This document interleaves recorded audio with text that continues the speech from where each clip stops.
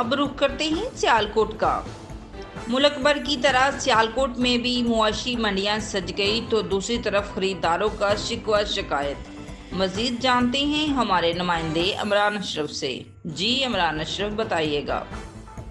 जी बिल्कुल, मैं इस वक्त मौजूद हूँ सियालकोट में। मुल्क भर की तरह सियालकोट में भी मवेशी मंडियाँ सज गई हैं।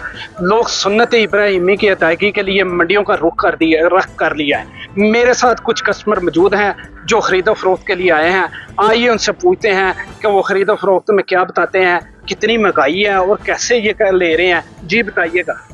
जी पिछले साल तो हम लोग आ रहे थे तो 50,000 में बकरा मिल जाता था, लेकिन इस बार 1,20,000 30,000 से कम कोई बकरा ही नहीं है।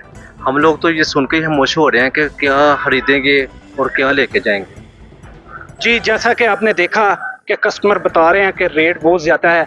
मेरे साथ खरीदार तो है ही हैं, मेरे साथ बेचने वाले भी मौजूद हैं। आइए उनसे पूछते हैं वो इसमें ताजर क्या बताते हैं कि इतनी महंगाई क्यों है, वो इतना रेट क्यों बता रहे हैं। जी बताइएगा। जी भाजी असा तां करके कि महंगा साढ़ा पिछे खर्चा बहुत है, माल महंगा मिले सानू तां करके महंगा माल जिंदे सी।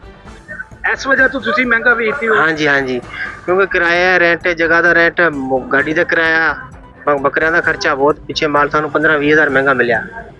पिछले साल तो 20 हज़ार महंगा मिले सानू।